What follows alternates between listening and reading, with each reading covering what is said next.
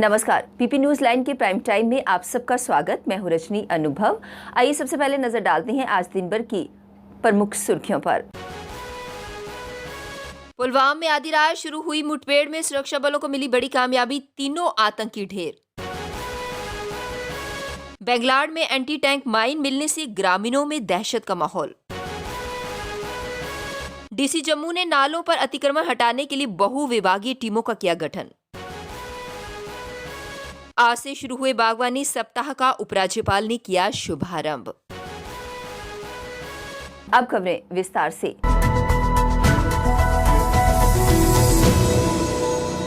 दक्षिण कश्मीर के पुलवामा में मंगलवार को आधी रात से शुरू हुई मुठभेड़ में सुरक्षा बलों को बड़ी कामयाबी हाथ लगी।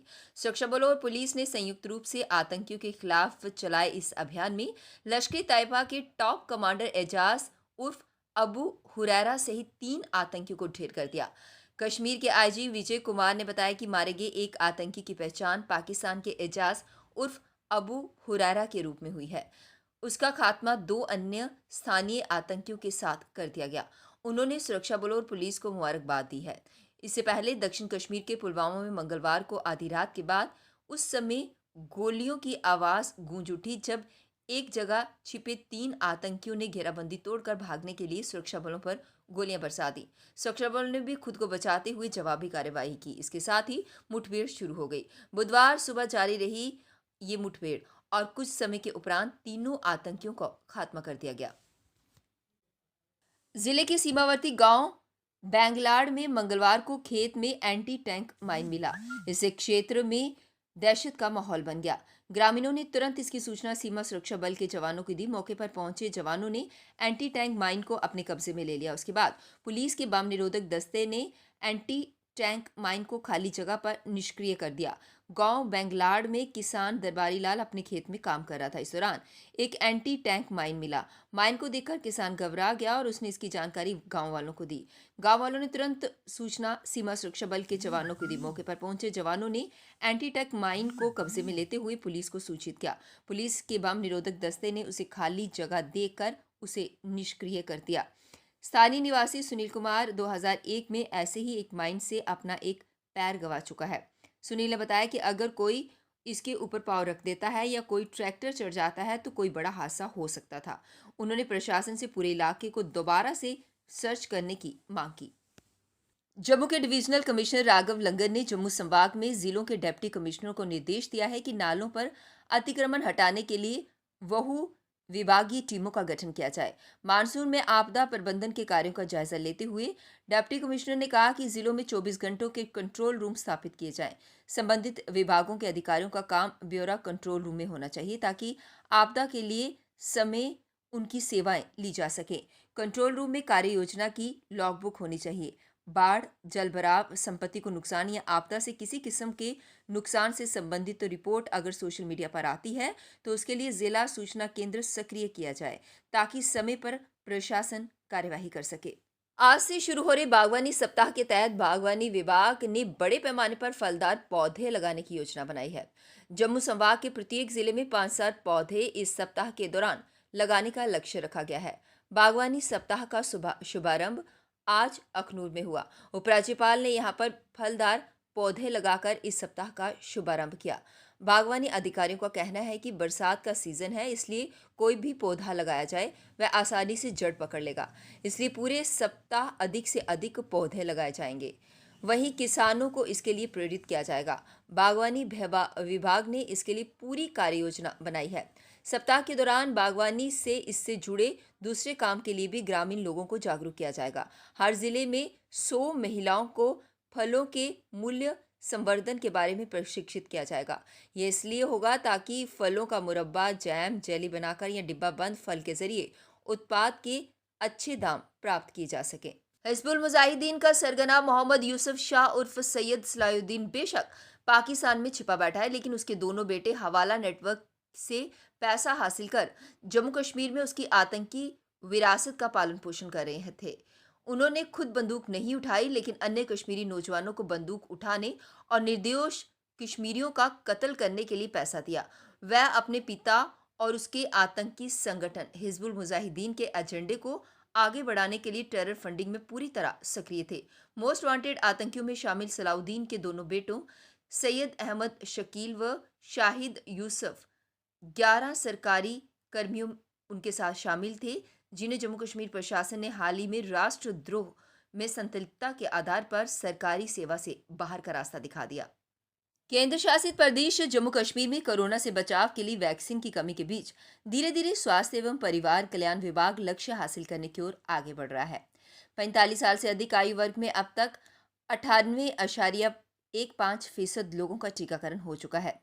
वहीं मंगलवार को 33,000 लोगों ने और टीकाकरण करवाया। इसके साथ ही अभी तक जम्मू कश्मीर में 52,18,159 लोगों ने टीकाकरण करवा लिया है।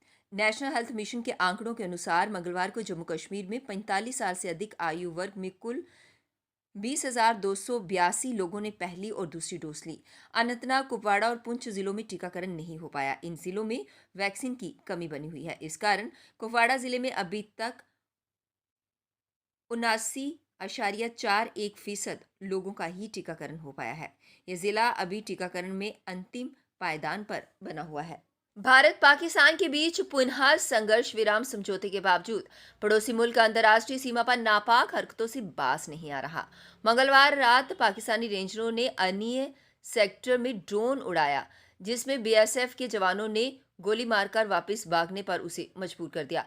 मंगलवार रात करीब 11:15 पर पाकिस्तानी रेंजरों ने अपने जुमट पोस्ट से जम्मू के अनिया सेक्टर के जबोवाल पोस्ट व शाबनी पोस्ट के ऊपर ड्रोन उड़ाया।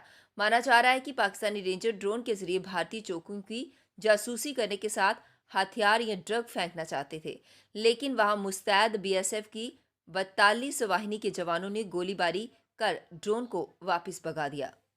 प्रदेश भारतीय जनता पार्टी ने प्रदेश में प्रधानमंत्री गरीब कल्याण अन्न योजना को प्रभावी बनाने के लिए जिलों के संयोजक सह संयोजक बनाए हैं। ये संयोजक सह संयोजक अपने अपने जिलों में जागरूकता अभियान चलाकर लोगों को इस योजना का लाभ उठाने में सहयोग देंगे। ये फैसला पार्टी मुख्यालय में प्रदेश महासचिव डॉक्टर देवेंद्र कुमार मनियाल की अध्यक्षता में हुई बैठक में लिया गया। बैठक में प्रधानमंत्री गरीब कल्याण अन्न योजना के प्रदेश प्रभारी विक्रम सिंह रंधावा व सह प्रभारी हरिओम शर्मा ने भी हिस्सा लिया। बैठक में योजना को कामयाब बनाने के आड़े आ रही मुश्किलों पर विचार विमर्श करने के बाद नेताओं को जिलों में जिम्मेदारियां देने का फैसला किया गया। बस चालक की लापरवाही तथा तेज गति श्रद्धालुओं पर भारी पड़ी। 15 श्रद्धालु घायल हो गए। इनमें से गंभीर अवस्था में घायल 9 श्रद्धालुओं को इलाज के लिए जम्मू मेडिकल कॉलेज रेफर कर दिया गया। सभी श्रद्धालु मां वैष्णो देवी की यात्रा के लिए कटरा आ रहे थे। जानकारी के अनुसार मंगलवार शाम को जम्मू से कटरा की तरफ आ रही बस नंबर JK02S6925 ने जैसे ही कटरा के प्रवेश द्वार मूरी चक पोस्ट को पार किया तो कुछ दूरी पर ये बस तेज गति के कारण अनियंत्रित होकर करीब 20 फीट गहरी खाई में जा गिरी। बस में सवार 30 श्रद्धालु में से 15 घायल हो गए। सूचना मिलते ही SP Katra Amit Bhasin, STPO Kuljeet Singh, SHO Sunil Sharma व अन्य पुलिस के जवान व स्थानीय लोग तुरंत मौके पर पहुंचे और राहत व बचाव कार्य शुरू कर दिया। अब वक्त हो चला एक ब्रेक का, मिलते हैं ब्रेक के बाद। मजबूती की पहचान ACC cement, Messrs Bishandas Jaswal and sons, authorised stockist, ACC cement, 45 transport Nagar, Jammu. Break के बाद बढ़ते हैं अगली बड़ी खबर की तरफ। कश्मीरी पंडित सभा में आज एक प्रेस मीट की गई, जिसमें यह कहा गया कि कश्मीरी विस्थापितों को 2 साल तक के लिए बेसिक पे और उसके बाद प्रोविजन कंप्लीट होने पर उन्हें पूरी सैलरी मिलेगी। उनका ये कहना था कि इस तरह के नोटिस निकाल कर जो प्रशासन के अंदर ब्यूरोक्रेट्स बैठे हैं, सरकार के ब्यूरोक्रेट्स बैठे हैं, वो कश्मीरी पंडित कम्युनिटी और सरकार के बीच खाई पैदा करने का काम कर रहे हैं। उन्होंने कहा कि इस तरह खाई पैदा करने से दोनों के बीच दूरियां बढ़ेंगी, जो कि बिल्कुल भी सही नहीं होगा। उसको बदनाम करना चाहते हैं और लोगों के बीच में सरकार के प्रति दुर्भावना पैदा करना चाहते हैं। ये ऑर्डर उसी का एक प्रतीक है, ये एक साजिश है। हम महामहिम राज्यपाल जी से गुजारिश करते हैं कि इस ऑर्डर को एकदम तुरंत वापस लिया जाए, क्योंकि हमारा ये भी मानना है कि जो लोग यहाँ से कश्मीर जाएंगे वो अंततोगत्वा जो हमारी रिसेटलमेंट कश्मीर में होगी आगे जाकर के, उसके लिए तो ये एक प्रिल्यूड भी है।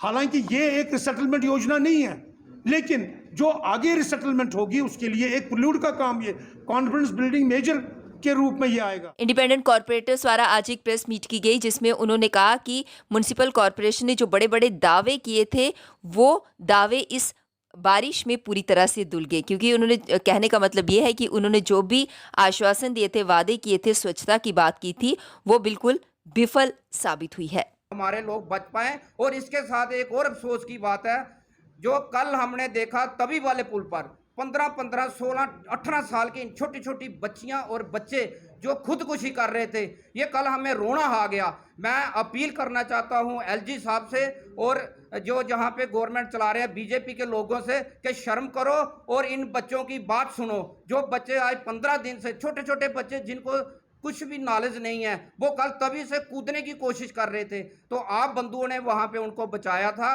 तो कुछ राहगीरों ने उनको बचाया था। मैं आम जहां के जितने भी हमारे पॉलिटिकल ग्रुप हैं हमारे जम्मू में, मैं उनको एक चीज़ कहना चाहता हूं कि सारे लोग बाहर निकलें और इन बच्चों का साथ दें और बच्चों की जो प्रॉब्लम है ये आगे address. State president NSUI Jammu Kashmir Sunny Parhar द्वारा आज एक प्रेस कॉन्फ्रेंस की गई जिसमें उन्होंने ये कहा कि जो जम्मू कश्मीर के अंदर 10वीं कक्षा के छात्रों पर बल का प्रयोग किया गया है, इसकी वे कड़ी निंदा करते हैं। उन्होंने कहा कि जब पहले बात की गई थी कि 10वीं और 12वीं कक्षा को मास प्रमोशन दी जाएगी, फिर एकदम इस बात से क्यों मुकर के। और साथ ही साथ उन्होंने कहा कि जम्मू कश्मीर में अगर 2 खित्ते हैं तो एक खित्ते में मास प्रमोशन दी गई, फिर जम्मू के साथ ऐसा भेदभाव आखिर क्यों हुआ। पुल से जो है अरेस्ट किया गया।